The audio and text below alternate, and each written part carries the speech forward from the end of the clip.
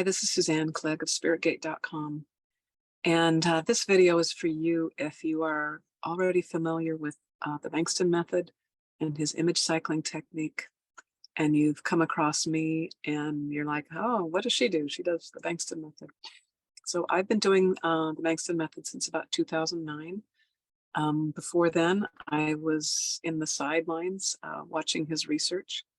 My husband and him were buddies at St. Joseph College. And anyway, he's been a part of my life for about 28 years. So he's one of the most important and influential people that's affected my life personally. And I have nothing but the utmost respect. And since I've been using his method since about 2009, I come at it with a different point of view than he does, because I'm a different person. Imagine that. He's more a researcher and I'm more a therapist. And people come to me because they need to get better.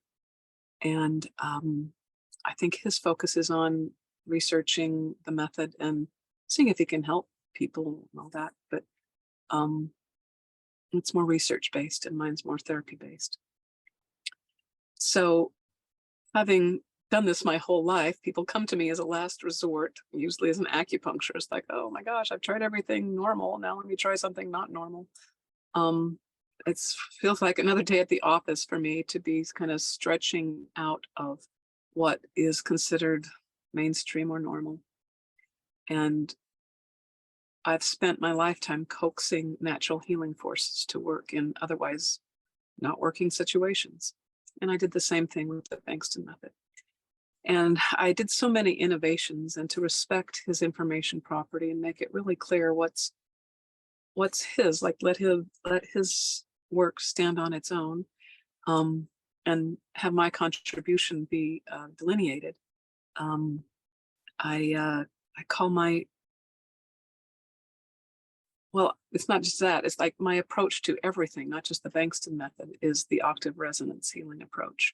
I approach my dishes, doing dishes that way. I approach putting on my makeup that way. I approach relationships that way. I approach everything, including the Bengston method, in this fourfold view of the body, which is physical, life force, emotions and images, and spiritual. So this is a context that I put everything in. And that's, I think, the context that Bengston puts his work in is research, like hypothesis and what we're doing with that, which is a wonderful thing to do. It's just different. So let's go down. So his method has a technique at its core called image cycling. And I have a simplified version of that that I call octave resonance spinning, so that people don't confuse it with his method. All right, you can learn his method at his workshops, at his audio CD, his book. I can train you how to do it. You can learn my method in my octave resonance spinning is a lot simpler. And it's just a beginner baby step so that you can start getting some success quickly. And in his image cycling, he has well, the technique is about 20 images of things that you want that you don't have yet, your desires, and they are varying difficulty and likelihood of coming to be. They're selfish. They're close to the present moment. There's a bunch of rules about how to form this list. And I love all those rules. I love all those rules. And I also go outside of that box. And often I have my clients do things completely different than that. Sometimes to appreciate the rules, and sometimes because it works better that way. Then in general, I have a holistic methodology. I go from the whole down to the parts. So I do something general that gets results fast, and then we start breaking it down and tweaking it so it gets more and more and more powerful. Because you have to keep improving. So you might as well start at something easy that's working and then get better and better and better. With the Bengston method, I think he goes from the parts to the whole. So he helps you figure it all out, and then you put it all together, which is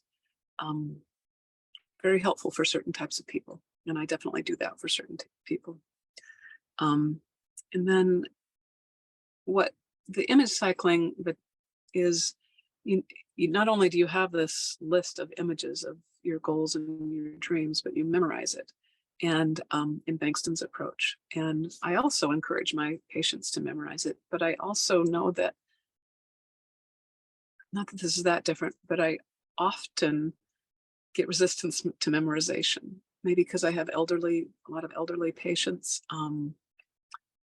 And we just kind of like work around it until it's time then. And we find there's just so many other ways to embody the list into your body. And then as people start getting results, they go, what can I do more? What can I do more? And I go, well, that's always the memorizing piece. And eventually that comes.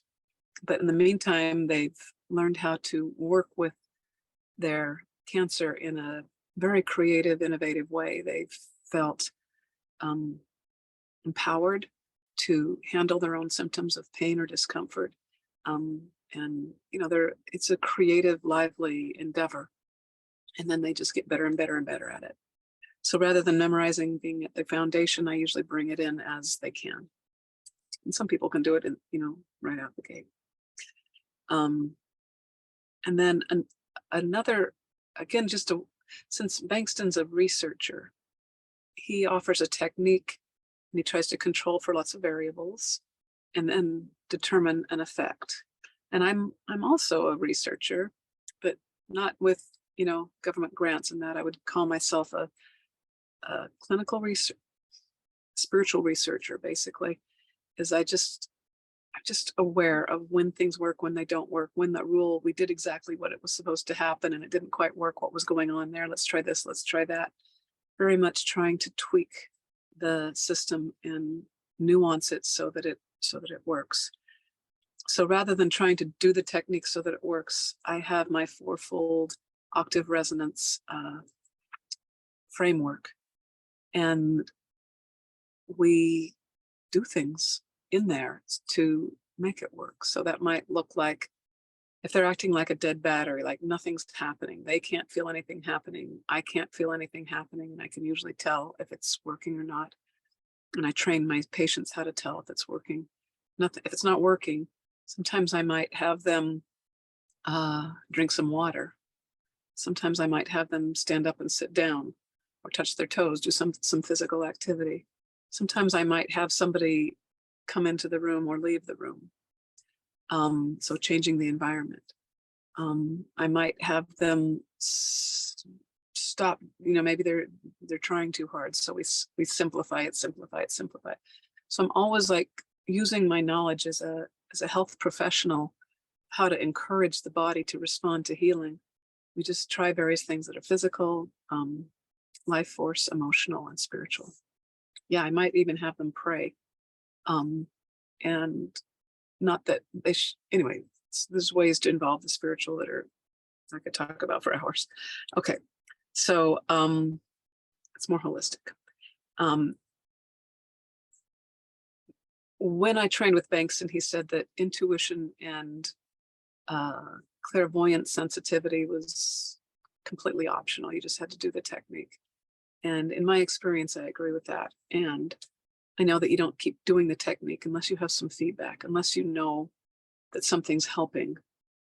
Why would you do it? Why would you keep doing it? And often the first, especially if you have a deep lung tumor or a small tumor that's not very hot, like how do you even get a big tumor? You can feel it cool down. You don't need any big intuition. But if you've got something that's very deep or small, how do you connect with it in a way that's meaningful? So I feel like a big part of my work is to either have me intuitively connect with their disease process using my medical intuition and sort of reporting on that, and or always I try to get the patients involved as much as possible. Everybody has their own sensitivity, the ways that they know how to sense things subtly. So you might get images very easily. You might get feelings sensations in your body very easily, like a truth chill or a sense of relaxation, or you'll get like nervous. You might hear music. You might get a funny taste in your mouth or a distinct taste in your mouth. There's ways that our sense apparatus informs us that something's going on. And my job is to clairvoyantly connect with your higher self, or the higher self of your pet, if I'm training you how to work with your pet, and suggest things so that you can relate to the process deeply and intimately, and not just have it be this technique that you're doing and hoping for the best. So the next one is one of Bengston's axioms is to be playful and to avoid ritual. It's kind of the same thing. You just don't want it to be this dead, boring thing that you do again and again and again, or else it stops working. It's not that he wants you to be playful, it's that it doesn't work. And I completely agree with that. And the way I look at it is it has to be, you need to have a living relationship with something that's rather routine, because it is an exercise that you repetitively do. So that has to be like a person where if you're meeting with a person regularly, every time you meet, there's nuances, there's things that have developed, there's new things going on. So we anthropomorphize it, and I like to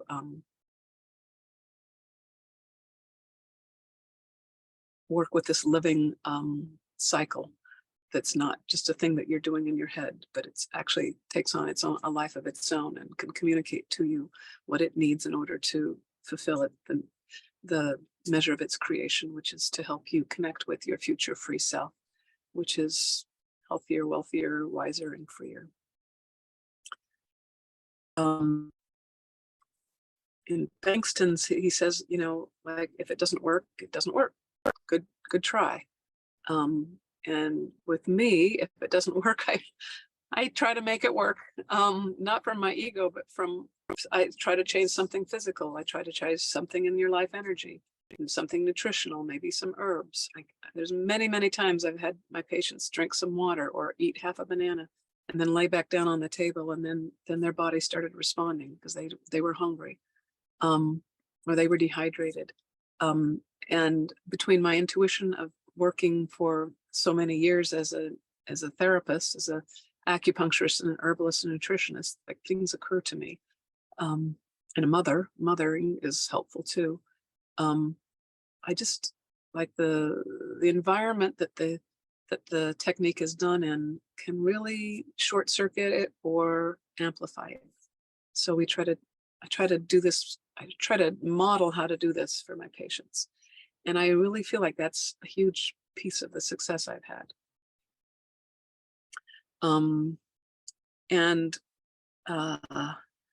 That goes with the limitations of the method. So what I learned from Bengston is that it doesn't work well with fasting. Well, that tells me as a nutritionist that the mitochondria are involved. And so things that help the mitochondria might help this and that and the other. And I'm a big intermittent fasting person. So like we don't focus on energy healing when you're fasting. So we work with where you're at. So being too old, you're still old. What can we do to replenish your life force? That might happen automatically in a baby, but we need to work a little harder to get it there for you. You might have to deliberately go and walk in the sunshine. You might have to deliberately make sure your sleep is good. There's lots of ways to amplify that. When I was doing acupuncture, I would sometimes do acupuncture just to get the life force moving. And then I would finish the treatment with the Bengston. And that was a nice little combo. In some instances. And I pride myself that I can see what's going on intuitively. And then if it's not helping, then we stop. Yeah, so hopefully that gives you a sense of the differences and the similarities with me and Bengston. Again, I owe my last 14 years of my life, my career, to that short mentoring time I had with Bengston. And as difficult as it has been, I'm grateful for it every day. And I will forever sing the praises of Bill Bengston and his paradigm-changing research. And it's given me the courage to to stand on my experience and say, this is a real thing. Let's do it. Let's get people better. So if you've made it this far in the video, you might be wondering how I can help you. So if you're, depends on what your goals are, of course. I can, if you've been trained by Bengston, so he has workshops, he has a little audio CD, he has a book. So if you've trained with Bengston, you go like, I just need some one-on-one coaching just to see if I'm doing this right. Like there's just some tweaky little details that I'm still insecure about. That's great. We can do one-shot tutorings. We can do like a 3-session thing where you come out really confident with your image cycling, things like that. I also do packages of like I like to start a lot of my clients out on a 10-session package. And that's where you learn, like the first few sessions, you're just jumping in right away into doing the actual healing work. And then you get better and better and better at your image cycling as you go along. And basically those packages are for people who want to just use all my knowledge, all my experience from wherever, and see if they can get better, with a focus usually on using the Bengston technique, or at least image cycling, as some sort of foundational part of that, especially with cancer. Yeah. All right, you can watch my website, 𝗘𝗲𝗍𝗿𝗆𝗍𝒏𝒂𝒑. There's a playlist on YouTube of frequently asked questions about cancer. There's also a page on my website with cancer frequently asked questions. And yeah, so maybe we'll meet each other in a different way. All right, take care, bye-bye.